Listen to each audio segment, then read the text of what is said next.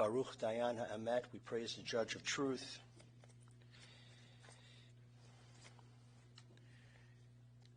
This would have been a great day for golf, except it rained all day yesterday. And Larry and his family would prefer to be golfing probably right about now.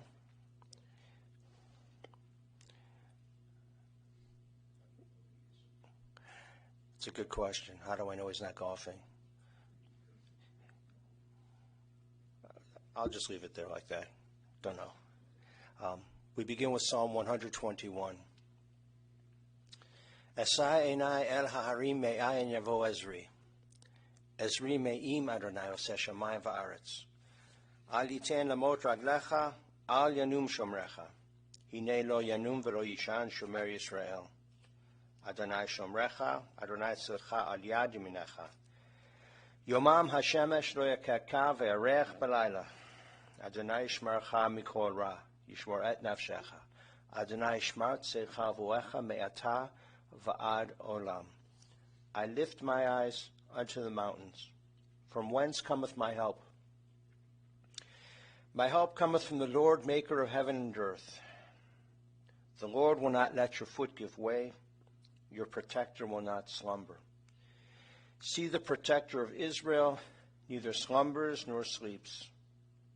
The Lord is your guardian. He is your protection at your right hand. The sun will not strike you by day, nor the moon by night. God will guard you from all harm. He will guard your soul, your going and your coming, now and forever.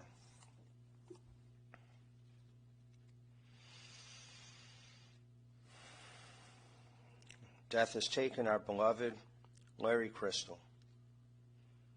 Friends grieve in their darkened world. In their silence there is lamentation. In their tears there is loneliness. Lost in their sorrow may they find the presence of loving friends. Hear them, O God, and be with them. For Larry's love that united so many people in life, and which death cannot sever. For his companionship that was shared along life's path, and which continues through the tenderness of memory. For the gifts of his heart and mind, which brought joy and happiness, and is now a precious remembrance. For all of these and more, we give our thanks to God. It is a time of grief and a time of sadness. And we listen again to the voice of our sacred scriptures from Sefer Tehillim, from the book of Psalms. It brings us the ever new message of God's nearness. It tells us of our kinship with the Creator, in light as in darkness, in joy as in sorrow, in life as in death. Together in the English, let us recite the 23rd Psalm. The Lord is my shepherd, I shall not want. He maketh me to lie down in green pastures. He leadeth me beside the still waters. He restoreth my soul. He guideth me in straight paths for his name's sake. Yea, though I walk through the valley of the shadow of death, I will fear no evil, for thou art with me. Thy rod and thy staff, they comfort me. Thou preparest a table before me in the presence of mine enemies. Thou hast anointed my head with oil, my cup runneth over. Surely goodness and mercy shall follow me all the days of my life, and I shall dwell in the house of the Lord forever. To eulogize her dear father, we call forward Tammy to speak of him, to be followed by her husband Michael and some of the grandchildren as well.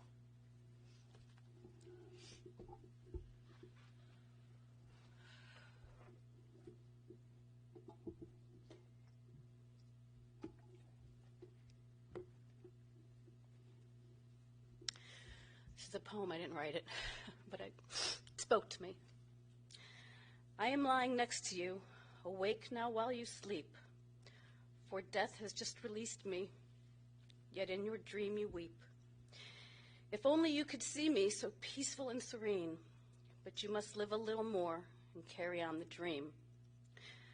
A dream from which one day you'll wake and see me by your side, and know for sure that I'm still here and that I never died. So now go on, be strong, and look for me in wondrous things, in the quietness of starlight and the warmth that sunshine brings. And hear my voice to calm you, to say that it's all right, for I'm only here beside you, whispering in the night.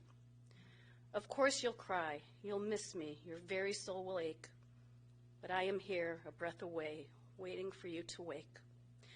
So know that life is just a dream of love and fleeting pain, and know I'm waiting by your side to love you once again. He wrote a lot of poems. I don't think he ever wrote one quite that in depth. I don't want to read this, but I'm too emotional not to, so excuse me for doing that.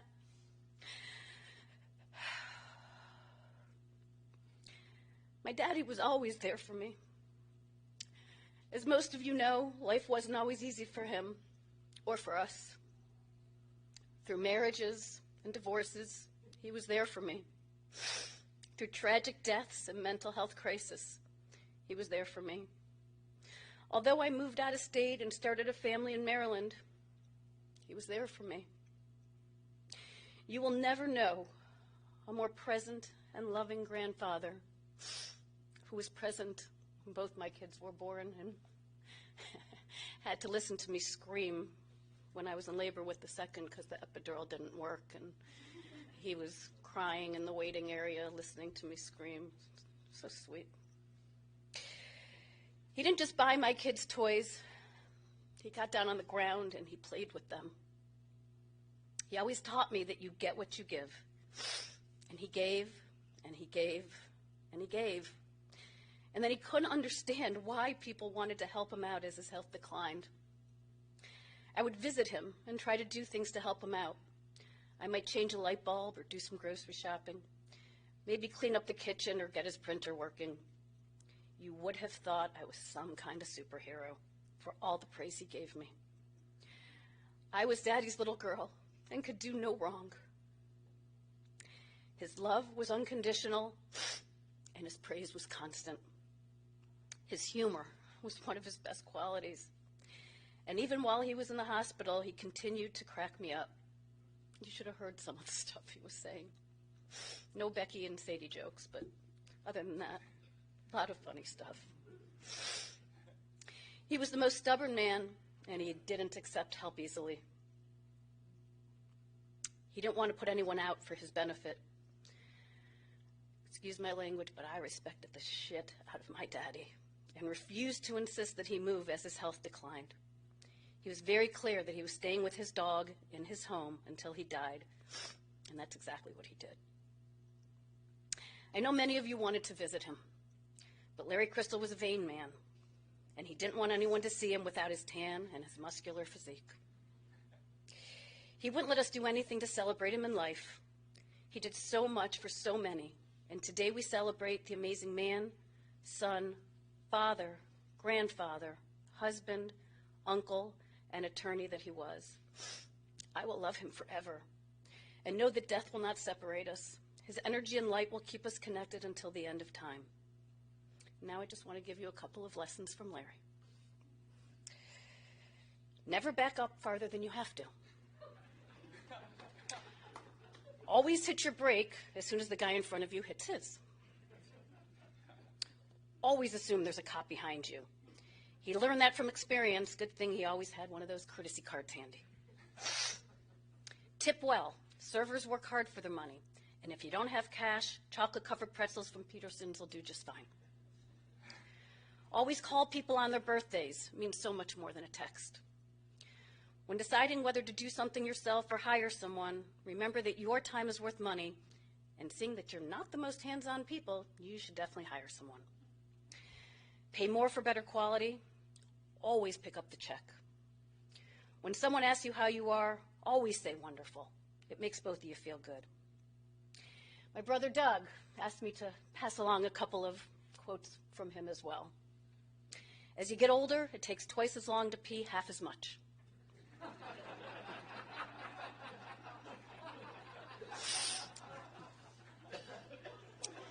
Every day is garbage day. And of course, if you know my brother Doug, there's no denying him. There's so much more to say, but I'll let others share their stories. Thank you so much for being here. I know he's watching us right now and thinking, what's wrong with you people? Go do something more important. Well, Dad, there's nothing more important to me today than celebrating the wonderful man that you were. I love you.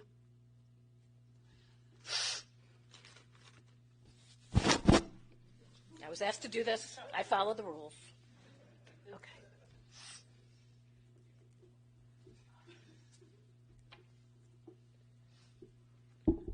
And to those words, let us say amen.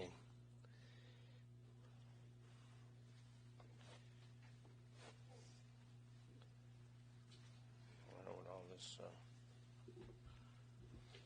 Thanks. Thank you. Good morning.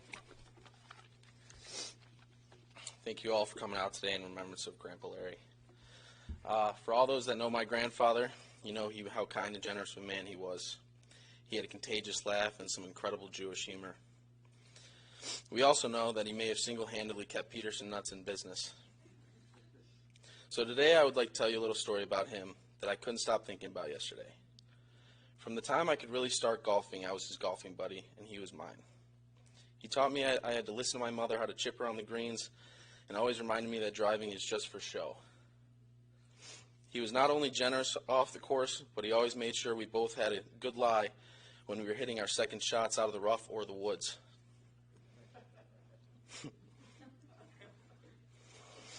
So the result of that was he never trusted my score at the end of the round. So over the years, he played less and less, and I got better and better, but he never got to see it. When I broke 100 for the first time, I immediately gave him a call, and right after that, he would call my mother and ask if I was telling the truth. I then broke 90, and I gave him a call and told him. The first question he asked me was, did you count every stroke? I said, obviously, Grandpa. And then he went ahead and called both my mom and my dad to see if I was telling the truth. The man obviously knew he taught me the old man retirement rules and not those PGA professional rules that we all love to follow. So rightfully so, he knew not to believe me right away. So come yesterday. They say an old tale about when someone close to you dies that you find dimes, and that that is their way of showing you that they are okay.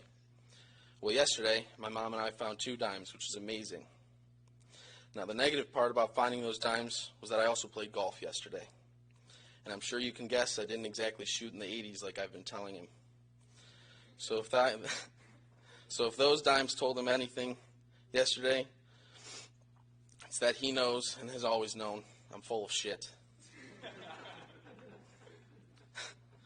My grandfather will always be a great man, father, friend, and lawyer, but to me he will always be the best golfing buddy, fishing buddy, and storyteller any grandson could ever ask for. And before we leave here today, he would want us all to take home one special quote. Listen, my children, till the day you die. Never use a wood on a downhill lie. Thank you.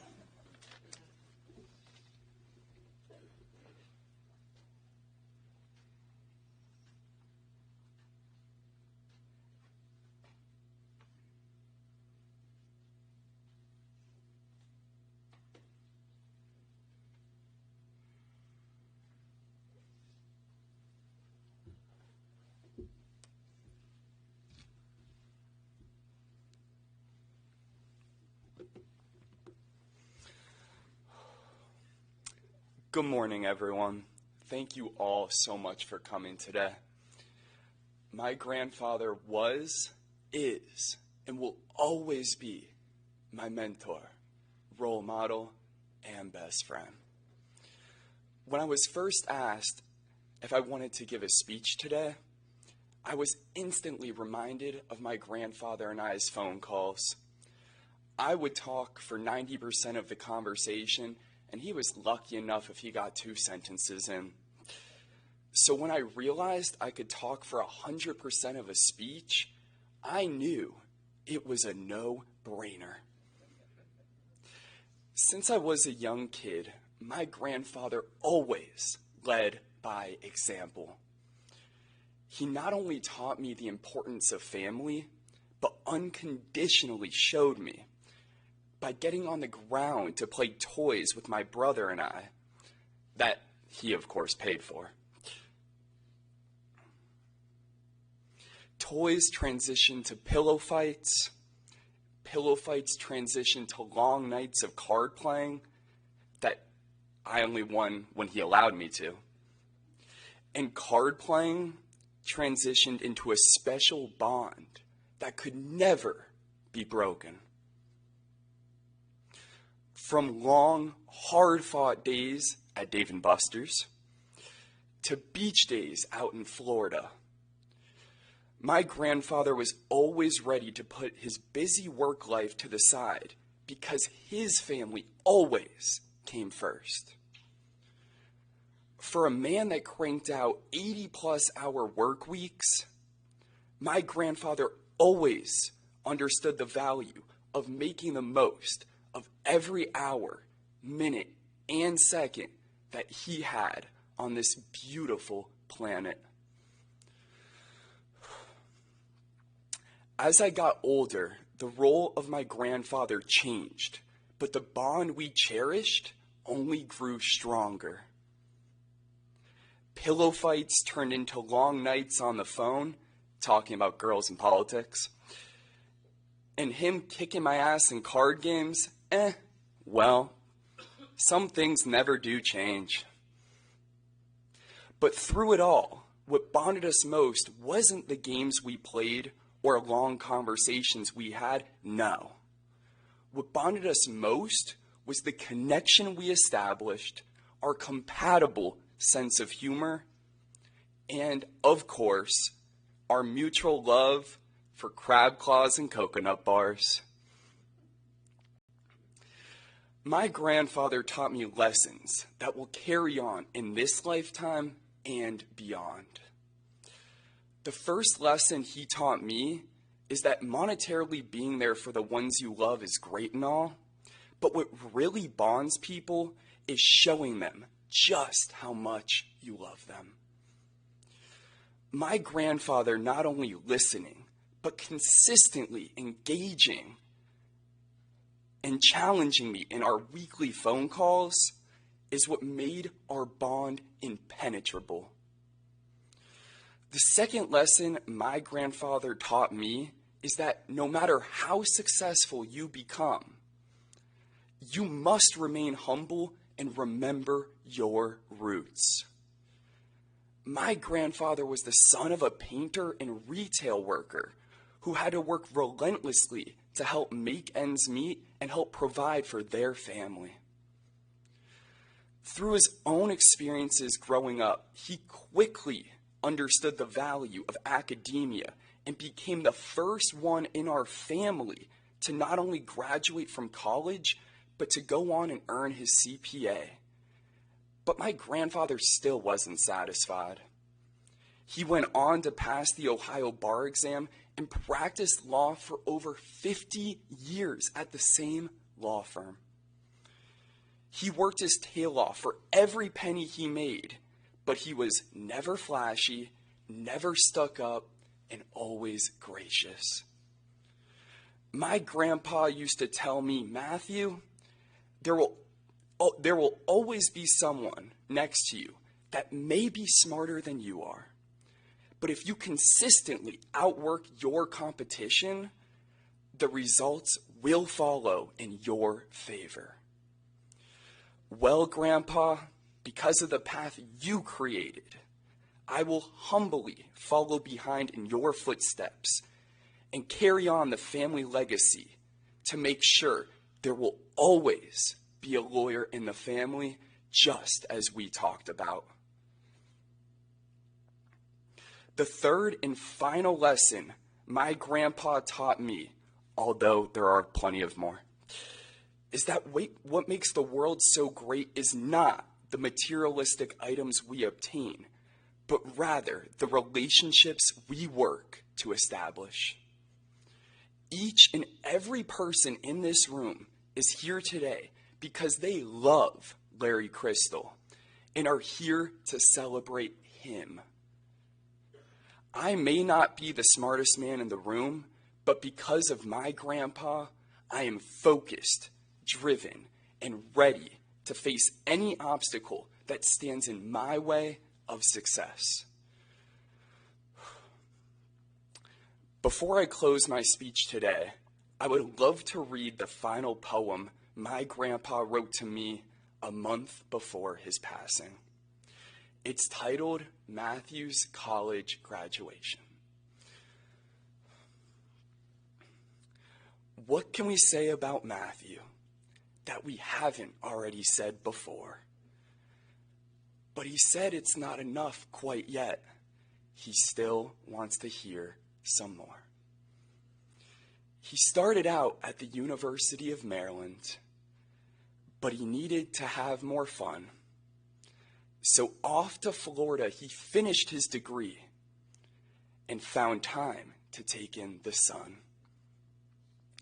But he always found time to call his grandpa for a long talk twice a week or so to discuss what's going on in Matt's life. It's very active, you all know. So now he's getting ready to become a doctor of the law. Good thing his tuition is being paid for by his wonderful dad and mom. There is one thing about Matthew, of that there is no doubt. There is no person on the earth that can begin what he is all about. So enjoy your days in law school. Show them you are the best. Remember all of the things Grandpa taught you and have more tattoos than all the rest. All love and best wishes, Grandpa. Thank you.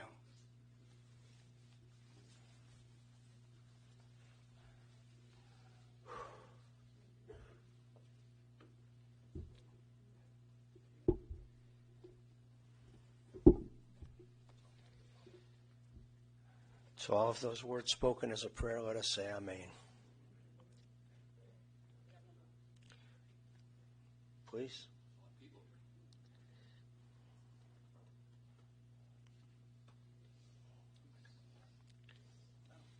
You're not coming up here? Hello, everybody. It won't be recorded. Oh, then I'll come. Yeah, I mean, it needs to go through the microphone for that.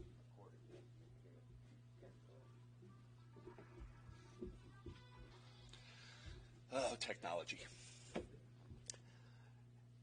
It was probably 2, maybe 3 months into my relationship with Tammy that Larry caught wind that I was a New York Yankee fan. So he said, why don't you tell Michael to get tickets to the Yankee game? Let him pick the game, whatever game he wants to go to. Now, I grew up in the Bronx, 15 minutes from Yankee Stadium. For me to go to a game was a privilege, and it was rare. Bleacher seats, beer. That's where we sat. That's where my dad sat if we could afford to go to a game. So I was thrilled. I figured bleacher seats. It was the hottest day of the summer. I picked the game because when I grew up, there was a pitcher, and his name was Fleming, David Fleming. He was a couple years younger than me, and he was pitching for the Mariners at the time. He had just come off of a season. I think he had 19 wins, 20 wins, doesn't matter. He was pretty damn good. And I wanted to see him play. But in baseball, you can't pick the pitcher because depending on the rotation, he may or may not be on the mound. That's cool. I wanted to see the Mariners. Well, it just so happened I picked the day in July that was Old Timers Day. And he said, go to the park. Bring your mom. Bring Tammy. Bring your brother. So we did. And we were going to a baseball game. You don't dress like this at a baseball game, folks. Tank tops, T-shirts, flip-flops. We showed up for our tickets. And they said, sir, you're in the owner's box. And I said, great, we're sitting down below, right up front. No, sir. Take the elevator, go upstairs. I said, really? I think I've just died and gone to heaven. So we get into this elevator. There's a special elevator at the old Yankee Stadium, if anybody's ever been there. I think I'm probably the only one who could tell this story. And it goes right up to the owner's box. The Old Timers Day is still going on. The game is still going on. The Old Timers are still there. And I walk in, and if you've ever seen Seinfeld, it was like something out of a Seinfeld episode. There's one person in the owner's box, and it's like a silhouette, and he's looking out to the field, and it's Mr. George Steinbrenner. And he's on the telephone. And I walk in, pick my jaw up, walk over, tank top, the guy's in a suit and tie. He says, Mr. Ginsburg. I said, what? He says, Mr. Ginsburg, it's for you. And he hands me the phone. And I said, who is this? It's Larry Crystal. I got some explaining to do. Enjoy your afternoon. I said, you son of a bitch, you could have at least told me that we're going to be dressed up. I'm in tank tops and T-shirts. He said, don't worry about it. Enjoy the afternoon. I said, okay. So, Old Timers Day ends. And if any of you have ever had the fortunate experience of sitting in the owner's box after Old Timers Day, one by one, the Yankee old timers start coming in. Phil Rizzuto, Whitey Ford, my guys, Reggie Jackson, Willie, Joe DiMaggio. One by one, all decked out. They had showered, they came back in, they were in the owner's box, Yankee Stadium. Not me. I'm the guy in the tank top and the T-shirt and the hat. Shaking hands, going around, meeting everybody, having a good old time. I'm the only one rooting for David Fleming, who's on the mound. I watch every half inning to see what David Fleming is doing. Then I go around, I'm meeting everybody. Who's inside watching Oprah Winfrey on TV but Joe DiMaggio? He's watching Oprah Winfrey. They turn the game from the channel of the game to Oprah so Joe DiMaggio could watch. So I pull up a seat right next to him. I give him a ball. I said, hey, do you mind? I have 2 young boys. He ignores me like I'm not even there. He doesn't even look up. Whitey Ford says, you're just a son of a bitch. To Joe DiMaggio. He calls him a name. He says, give me that ball. And he autographs Joe DiMaggio on the ball for me. Whitey Ford. I've been to now a lot of Yankee games. Larry's law firm has had these tickets. We went to the World Series in 1996. Again, street kid from the Bronx, felt like I died and went to heaven. And we sat behind 2 trees named Patrick Ewing and Charles Oakley. And you know what? It was the best blockage I've ever had in my entire life, and it was fine that I couldn't see through these trees during the game. We've been to a lot of World Series. None of that matters. It doesn't matter. I called Larry, who's, as Matthew said, a workaholic, a guy who said he would die at his desk. And I called him because I wanted actually to fly to Cleveland and see him. Tammy said, respect. You have no idea how much respect I have for that man. And I said to him, I want to marry your daughter, but I'm not going to do it without your permission. I hear the phone drop. He's in the boardroom. For those who know him, he used to work in the boardroom and spread out the papers in the boardroom, McCarthy Levitt. And he spread out papers. The papers are still there. And he got his composure together. He said, hold on a second. He said, let me go back to my office. He goes back to his office. He picks up the phone, and as only Larry can say, he says, Mike, are you sure you want to get married? I said, yes. And he says, a gentleman only gets married 3 or 4 times in his life. Don't screw it up. And I said to myself, what am I signing up for? Well, what I learned, and again, you already heard it, respect. Not for him, for everybody. I've never met someone who shows respect like Larry Crystal showed respect. I was in my 20s, full of a lot of piss and vinegar, investment banking, thought I was, best thing in the world. He treated me like a man from day one. Always asked me what I thought. And then, of course, he'd give his opinion. And usually I was wrong, even though I thought it, and he was right, and he told me what to do. But no, seriously, he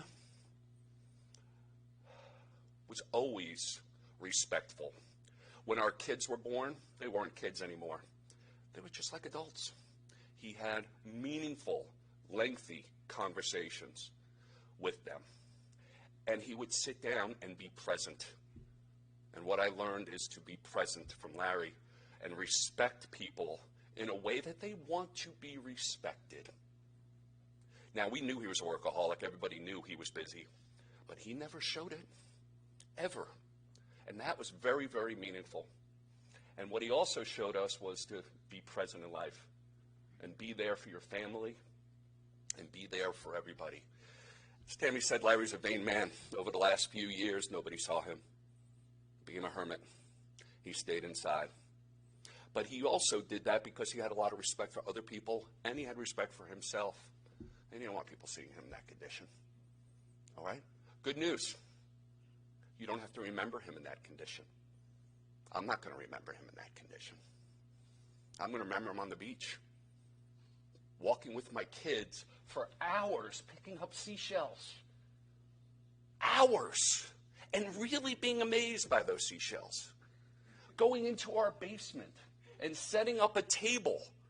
And the table was for a restaurant.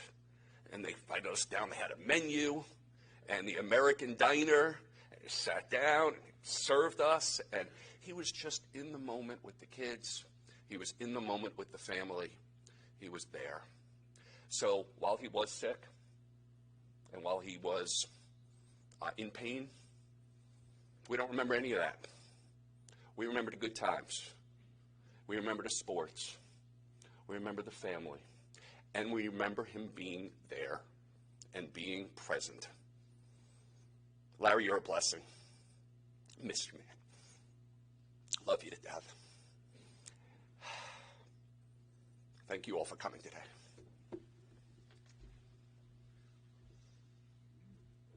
Thank you, sir. And to all of those words, let us say amen, spoken as a prayer.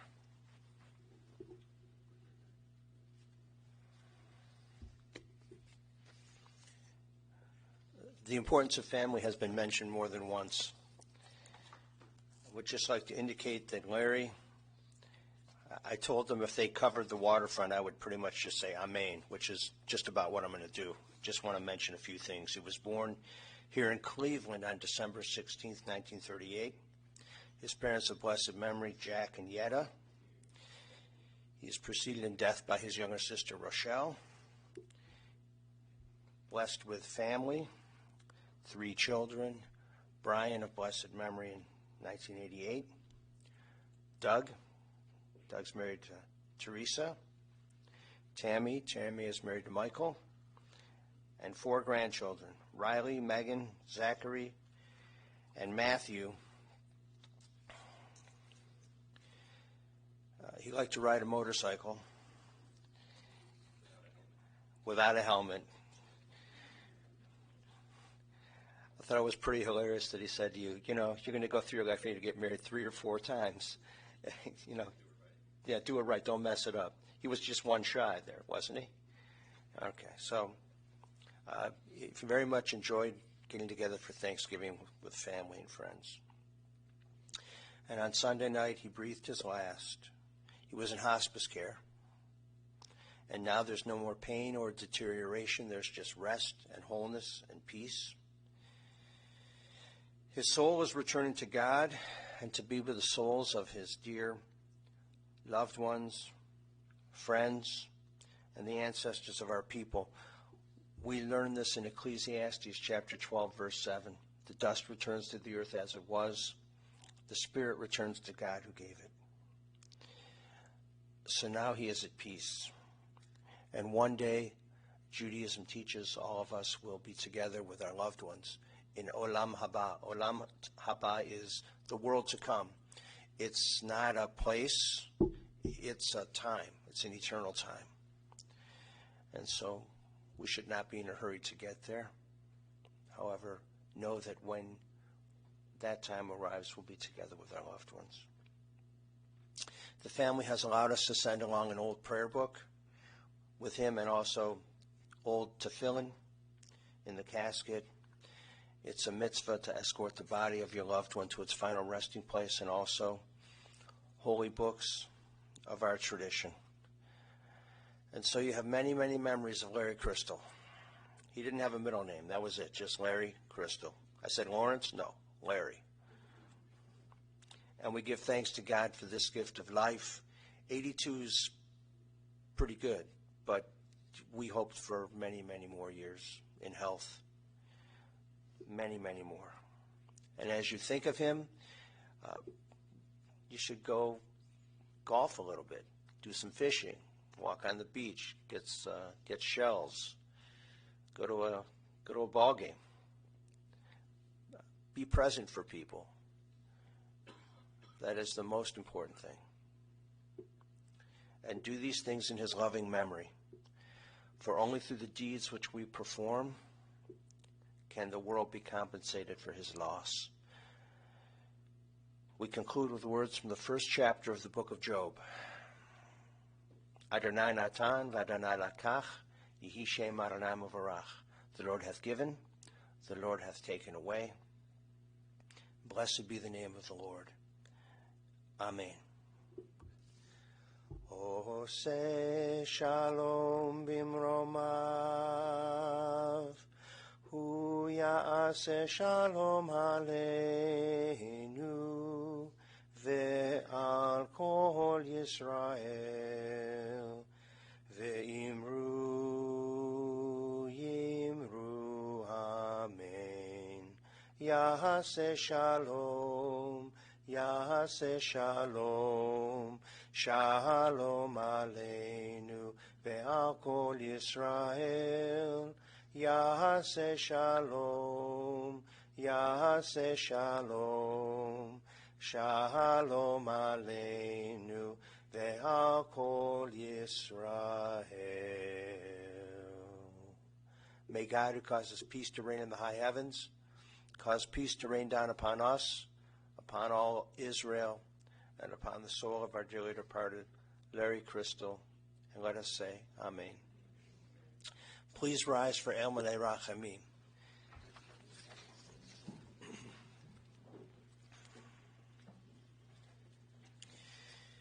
Into your care, O God, we entrust the spirit of Larry Crystal, for you keep faith with your children in death as in life. Sustain us that we may meet with serenity the mysteries that lie ahead, knowing that when we walk through the valley of the shadow of death, you, O God, are with us, a loving friend, in whom we put our trust. You are the light of our life, our hope in eternity. El Maleh Rachamim, Shochen Bamromim, Hametzeh Menucha Nechona, Tachat Kanfei Hashchina, Im Kedoshim Utohorim, Kezohar Ki Mazhirim, Et Nishmat Larry Crystal, Shahalach L'Olamo, Ba'al Harachamim, Yastirehu B'Seter Kenafav Le'olamim, Vayitzro B'Sror HaChaim, Et Nishmato, Adonai Hu Nachalato, V'tanuach b'shalom al mishkavo, v'nomar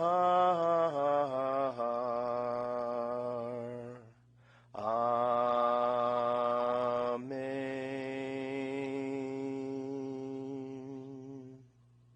Compassionate God, eternal Spirit of the universe, grant perfect rest in your sheltering presence to Larry Crystal, who has entered eternity.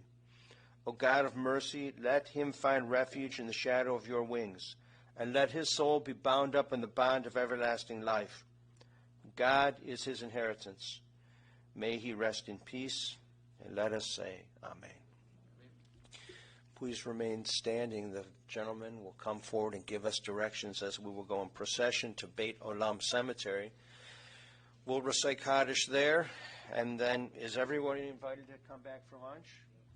It's a good thing I announced that. Everyone is invited to come back for lunch. At Beachmont Country Club, we'll recite Kaddish there as well, and then we'll nosh and enjoy as much as possible and tell Larry stories and jokes. We'll say Kaddish for him for the next 4 Friday nights at Temple Israel, and their time 8. Our services are at 7:30. Whether any family members there or not, we'll say Kaddish for Larry. It'll be a privilege. One last thing. The family has asked that if you want to make a memorial contribution in his loving memory, make it to a charity of your choice in his loving memory.